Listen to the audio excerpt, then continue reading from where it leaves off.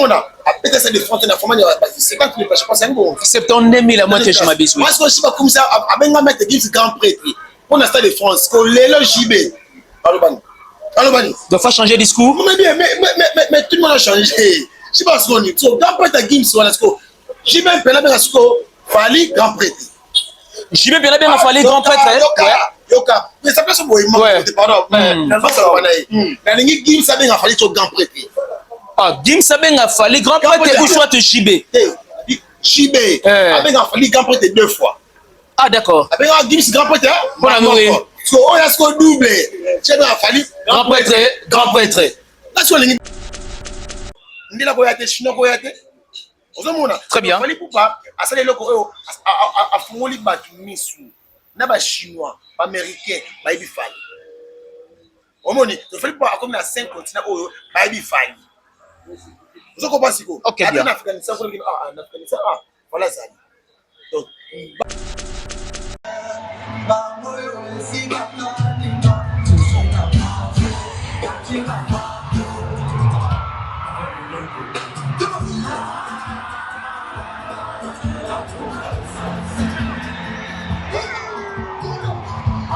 BIMAF TV, une autre façon d'informer et de communiquer. BIMAF TV, une autre façon d'informer et de communiquer. BIMAF TV, une autre façon d'informer et de communiquer.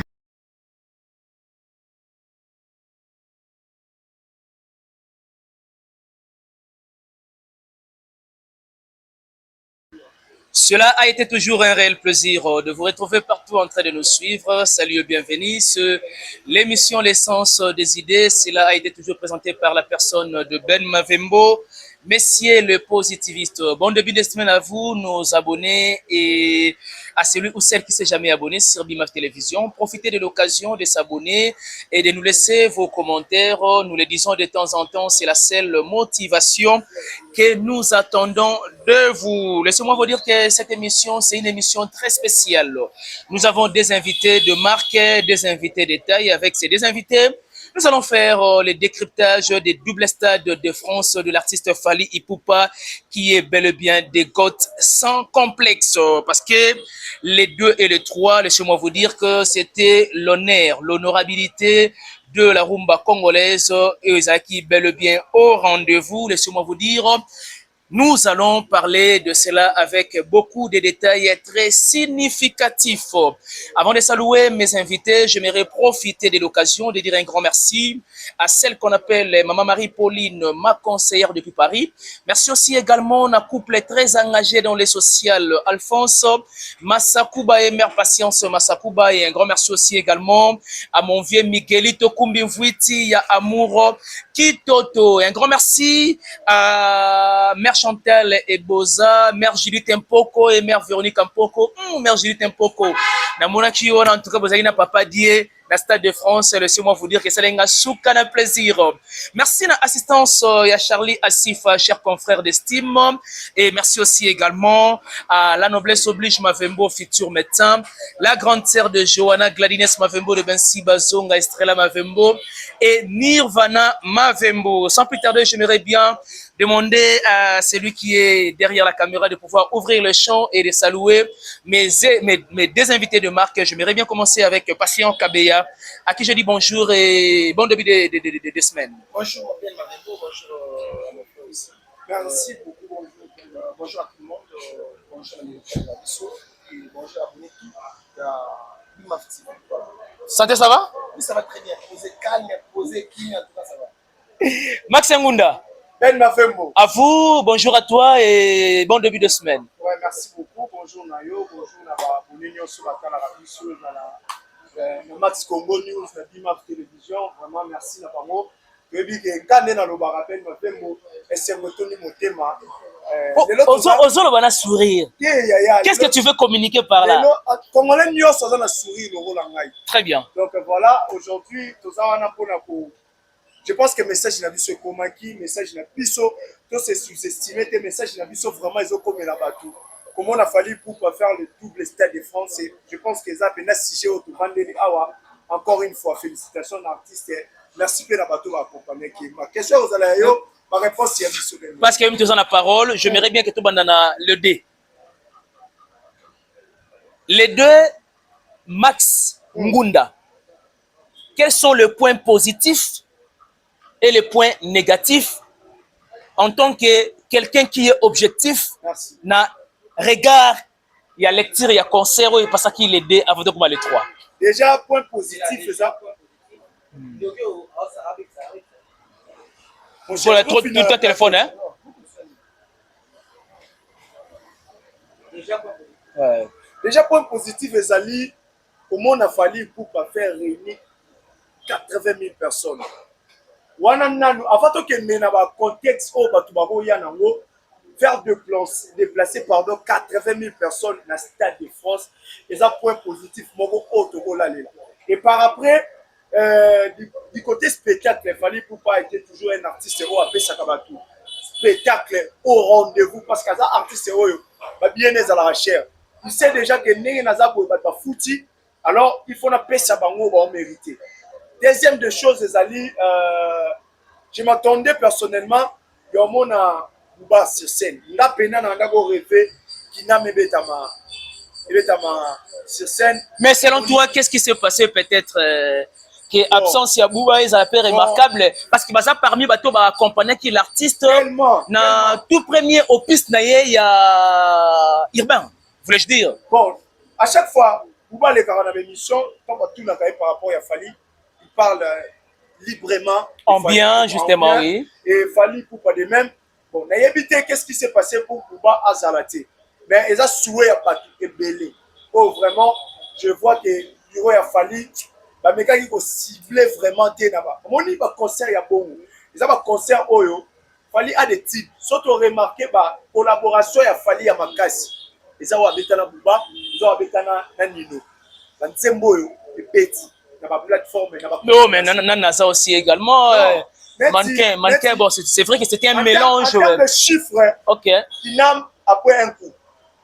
On est au Yanassi. Si, très bien. Donc, les gens s'attendaient que ça la livrer dans et tout moniter. Mais en tout ben ma fait mot, je dirais encore une fois félicitations d'abord à Fali. N'a pas payé ça au en termes de musique, en termes de spectacle, en termes de popularité. Fali pour aujourd'hui. Afin de la trône des musiques et Afrique. Ok, bien. Max, je vais revenir vers toi un moment. J'aimerais bien qu'avec Patient aussi, on garde la même question. Le point positif et le point négatif selon Patient KBA, Patient Critique, na première soirée, il y a Stade de France, de l'artiste Fali. Moi, je pense qu'on va le point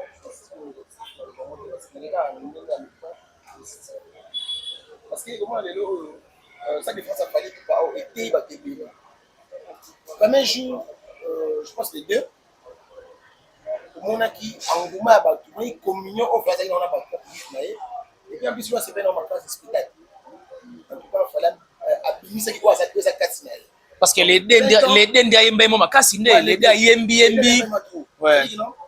On a mon acquis concert aux Apina 20 ans au en 2006. Si les lots. I mean, c'est moi qui makasi, moi qui. Je pense qu'il y a. Amour assassin, continue amour assassin. Papa, là ils sont dit moi parce que pas voler là. Fallait pour pas avec côté un débat comme musicien na musu. Ko ba que non. Bali on a complexe ko banga ka batu mususu. Bali on a complexe ko banga ba Bouba, ba Nino, ba Beyoncé. C'est en général. C'est-à-dire non. Concert a fallu pour les a fait dans le biso, les a fait dans le monde entier. En tout cas, pour moi, côté négatif, mais ça n'a côté positif. Parce qu'il y a un récit total. Max s'est inquiété de l'absence de Bouba parce qu'il y a parmi les artistes qui ont compagnie, il peut falloir dans le projet, il y a style urbain.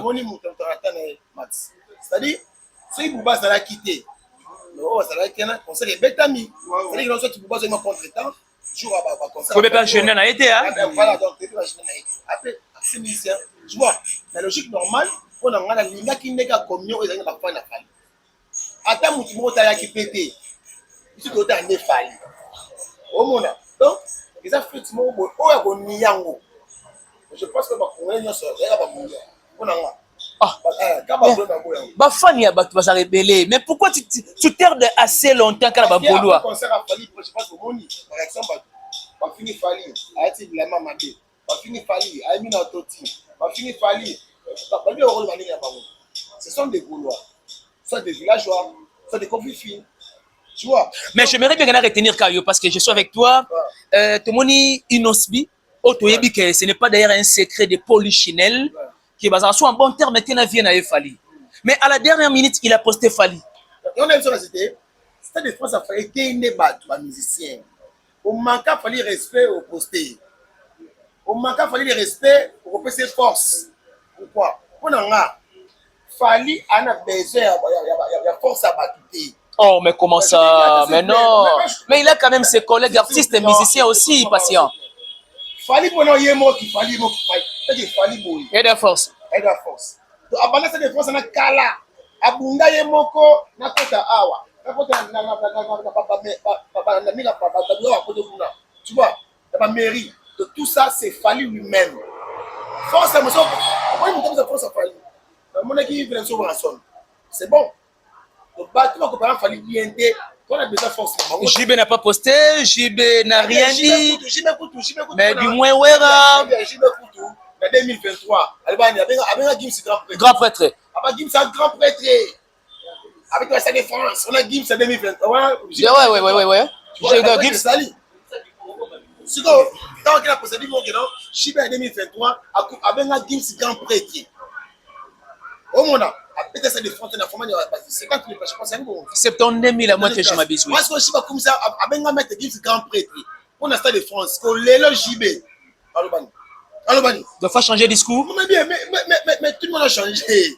Je pense qu'on est. Grand prêtre Gims, on a ce que. JB Pelabé, ce que. Fali, grand prêtre. JB Pelabé, Fali, grand prêtre. Yoka. Mais ça place au bout.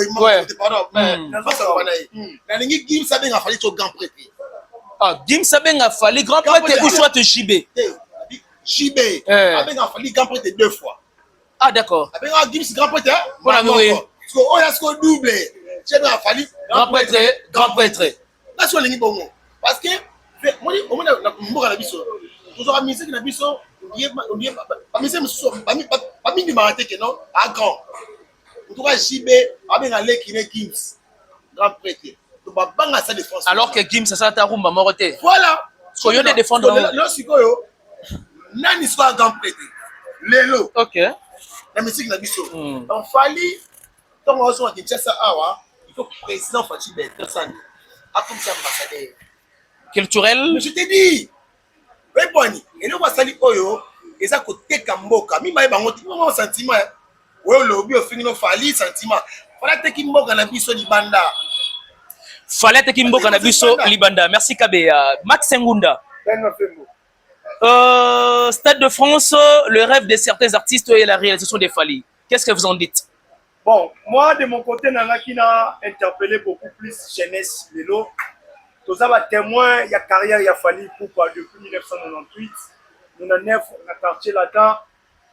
Fali a eu quartier latin à l'âge de 23 ans. 23 ans. Trop jeune. Na flair d'âge. Inconnu dans le bataillon. Tous les artistes au Baleka dans le Stade de France.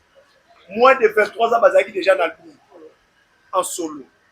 La signé dans le label à Mineni. Mais Fali dans 23 ans, on bandana nos musique. L'orchestre est à Moutoumoro. Après 3 ans et demi, Fali nous dit que sa musique n'a pas sur la ghetto. L'expression de sa musique n'a pas sur la ghetto. Alingara expliquer bisonine exactement. Fali, Azaki déjà béni, Zamba qui est place ni musique à Congo et ça. Orientation Zamba pi milaka ka clé. Papa Wemba dans son succès, dans son vivant, a sali succès mais dans le langage à papa ma musique à Congo c'est la ghetto. Oh comment ça? Oh. Mais explique-toi quand même. Il y a des vidéos où papa Wemba a olobaké ba sud-africain, ba Nigérien, oui, ba ivoirien, ba soit biso makolo. Musique na biso dans la ghetto. Tous les artistes congolais ba faire na mboka na biso, ba kaka na langage moko, quel que soit succès ba non ça là. Musique na biso dans la ghetto. Mais moi na moko 24 ans lobi, to binisa musique Na ghetto. À se plaindre te ayebida ke nde toza bo toza na ghetto mais toza nini po tobimisa musique na biso na ghetto.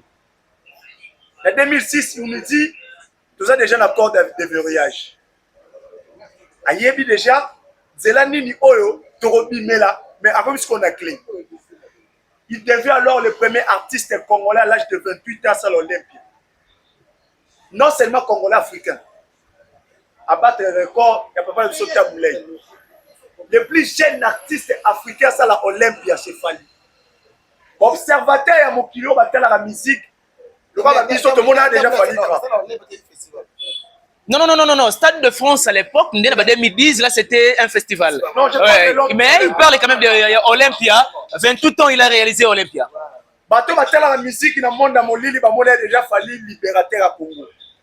Il fallait pour un artiste qui est musique. Tous les salles où il y a des musique congolais en Europe, les moins âgés, c'est Fali Moutasalia. Donc dans toutes les salles où il y a en Europe, Abeti Zénith na 31 ans. Très bien. Un artiste congolais Abeti Zénith na 31 ans. Abeti Bercy moins âgé que Bangotou. Et aujourd'hui, Fali Poupa a su musique où on a place à Zouaka Yango parce que il y a beaucoup de motivé à la musique congolaise que tout le musique na Kétou. Parce que le rota Simbiango à traverser ma génération, à traverser ma étape. Les musique il y a Congo au sommet du monde.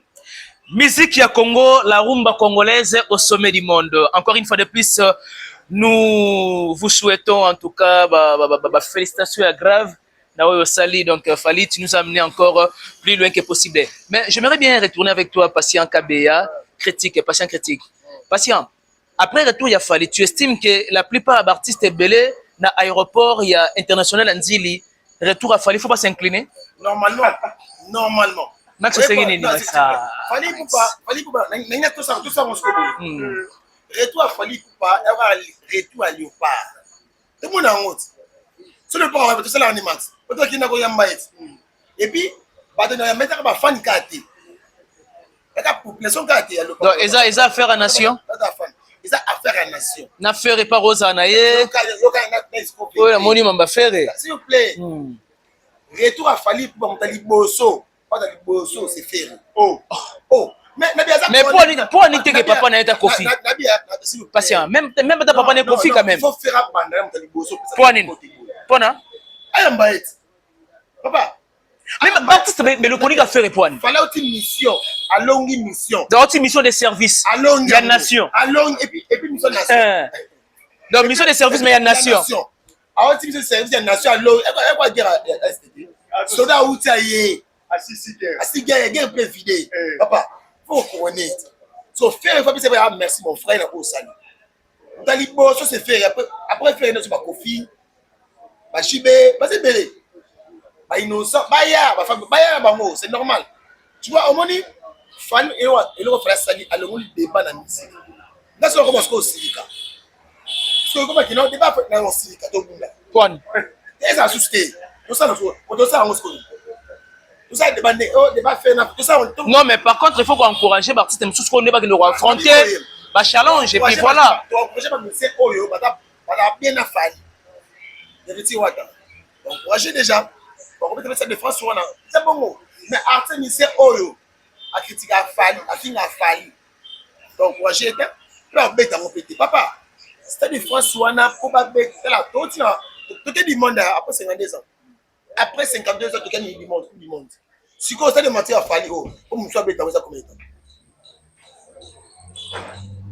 Est-ce que vous comprenez ça? Très bien. À ce moment où on a salé maté en Afrique, dans le Congo. Un numéro 1 en Afrique, Fali. À l'équipe whisky de ma stade. À l'équipe à Nino. À l'équipe, comment Boy. Davido. Bouna Boy, peut-être ajustera une seule date. Voilà.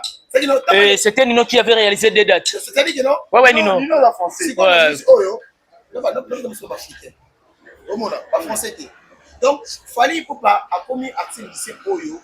Il faut pas qu'il ait une loge à ma casse. Alors, les musiques, les choses sont dans le ghetto. Ok, pena, donc vous mettez.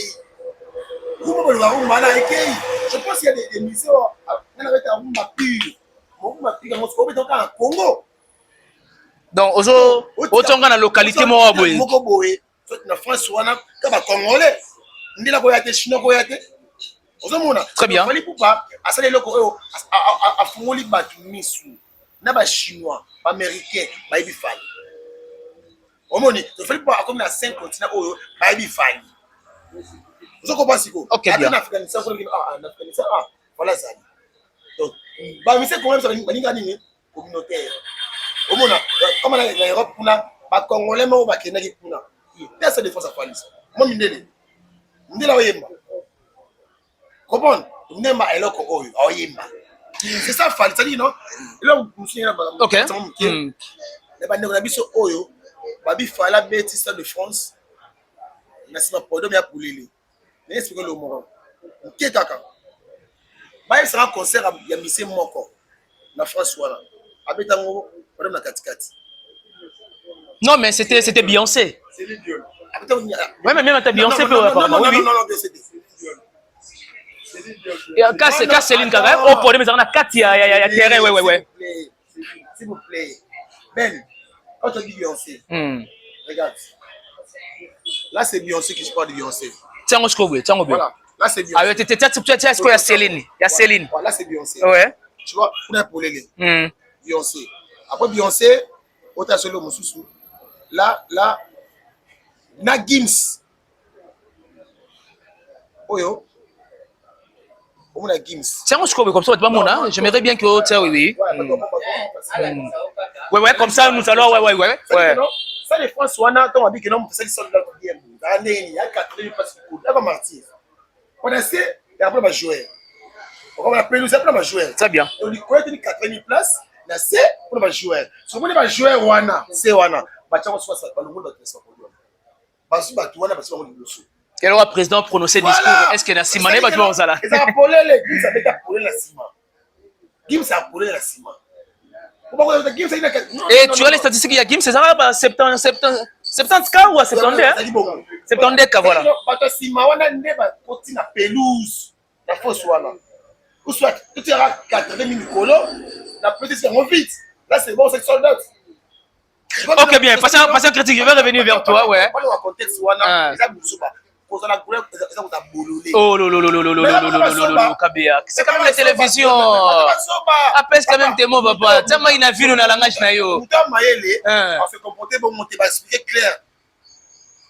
Et ça, les colos, bon, ils tournent. Si, maman, on te sima san, madame, comment fallait. D'ailleurs, on a encore fallu au moins parce que podium déjà et empêcher qu'il y ait Matsemunda. Deuxième jour, c'était hier. Bah, invité, tu estimes que c'était quand même un bon choix par rapport à défilé qui na deuxième jour, le 3, ouais. Il faut marteler que journée à lobby et la journée Oyo Mboule Betaki. Depuis moi, il va passer à Paris, va saluer sur ma vidéo et puis. Donc, Batoubaye, na Mboula, mais tout le monde fallait pour passer là qui. Et déjà, à partir de 8h, 9h, il n'y avait pas accès de billets dans ma site tout. Donc, c'est-à-dire sold out.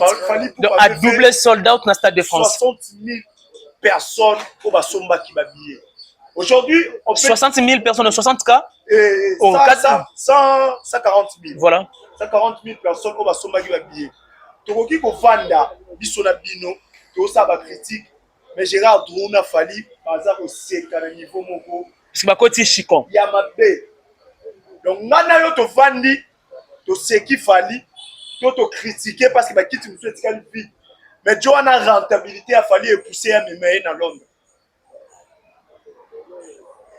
au moins a degré à valeur ya produit na marché to sous quand on a superficialité au fali batu bayete bakite tikali mais producteur yé moko na babillet à teki et celle qui longo la fali na France abi boto taquer son anglophone c'est que l'artiste est rentable alors makambo leki par rapport à l'invité Ben Mafembo de ba défilé ba invité wana parce que c'était quasi impossible de sélectionner tous les invités pour ba accompagner Fali de ba collaboration il y a 20 ans de carrière. Voilà. Faut na marteler le moko na mona ki tweet moko ya Ndombolino alobi papa ya kala banzembo akala ya sika eza te mais tokendaki kosala nini na Stade de France ezali fete masfesa bango boye bapa ya kala banzembo ya kala ese Stade de France ene mpona nzembo tokendaki fali akendaki a célébré 20 ans de carrière. bongo ndomboli nayebi te ke bakoyemba liputa Donc, Fali était allé au Stade de France pour à célébrer 20 ans de carrière, de succès. de carrière na ye et puis azoyemba banzembo na ye oyo accompagné na 20 ans wana so nzembo loba original musei we babina yango bachange opa Donc, c'est l'ignorance. Mais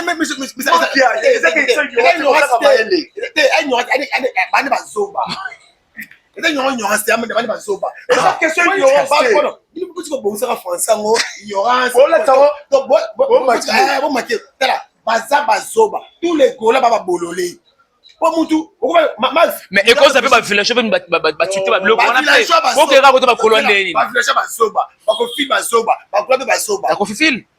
oh, mais à la dernière minute, son père quand même a... Ce sont des papa bololé. On ne peut pas qui saigne. Et bon, et le gros comme on a mis sur qui n'a 20 ans. Donc, c'est ma copie à Cyril. Tant qu'on va faire, tu vas modifier. Et bien, en plus, il fallait qu'il y ait une fête.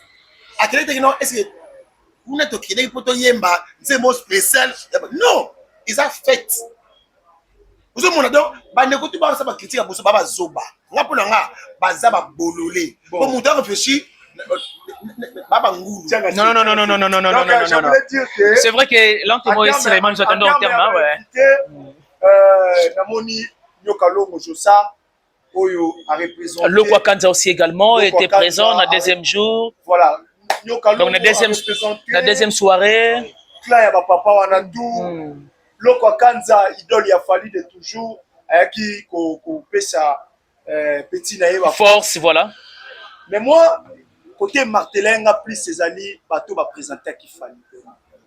Donc, comme on a aspect, mais j'ai une question un peu particulière. Quel est l'invité qui t'a beaucoup plus marqué ou qui va empreinte na 2 jours?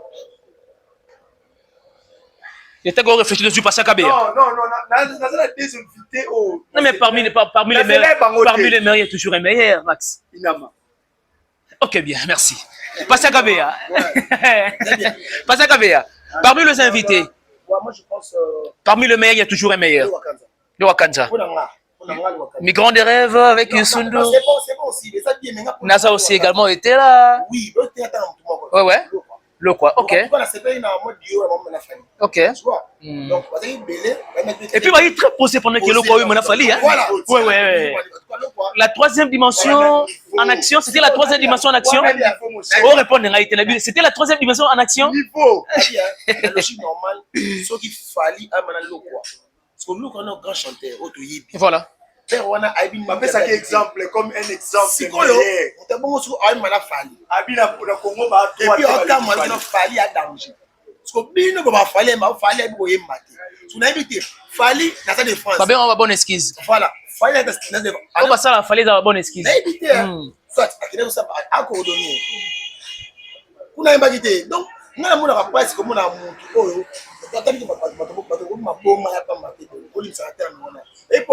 Et puis c'est un kanda comme on a battu qui dans niveau mon au fin mutu mon ala colo au mona la place mo c'est là ni ma moye kende musique kende parce qu'il fallait pas alors le musique là qui toi ni ma bête après ça ba musique so chance ya comme la porte on après ba combattant il fallait je pense 2020 ouais Redi a mis si alors ben on de temps en temps ouais tu vois monter qui dans ça de France on est au côté on soutient mais il fallait ça là fort beaucoup temps les là fallait pour pas dans la logique normale. Voilà. Ce que mon Kofi Olomide a zoné une zine à poto. Asifa timing, ouais.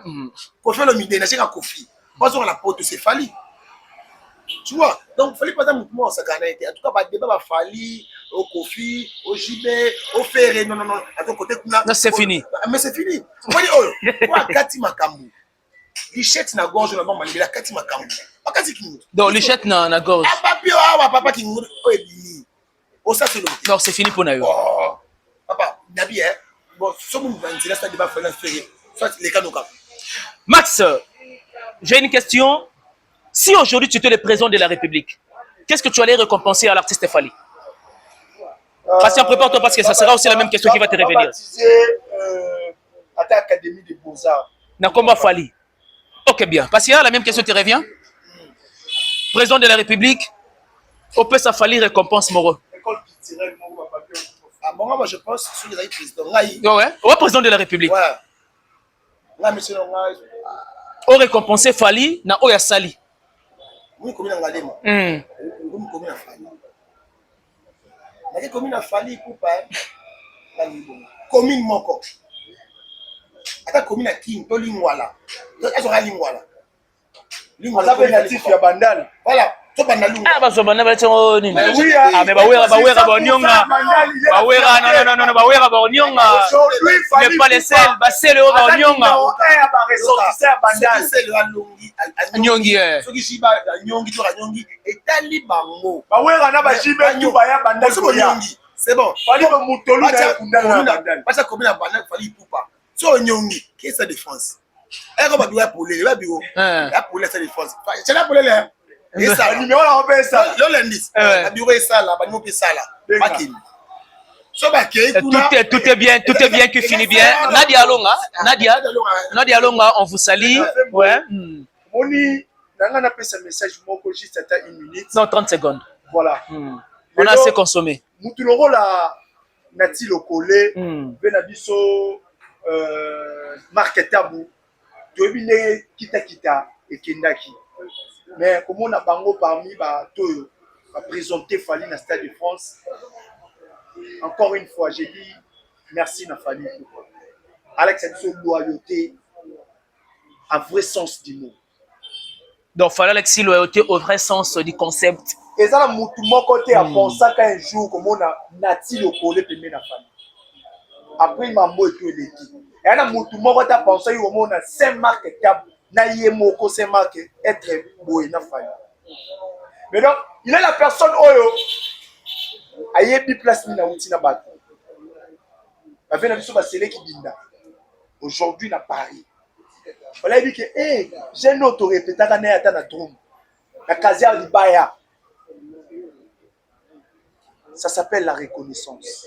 Ok, bien. Max Ngouna, c'est un réel plaisir de vous voir. Toi et Patient. Patient à ma gauche et Max à ma droite. Patient. Pardon. Ah, c'est pas lui qui a passé à la dérangère. Pardon.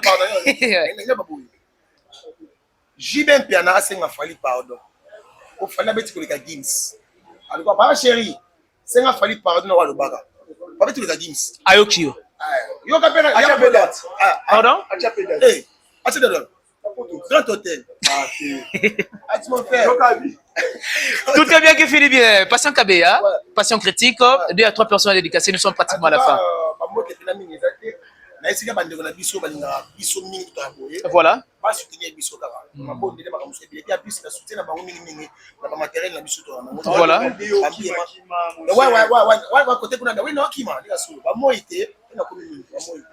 Disponibilité foutara. 2 à 3 personnes à dédicacer. La constance dans mon salaire. La vie, et là, la salaire dans la vie.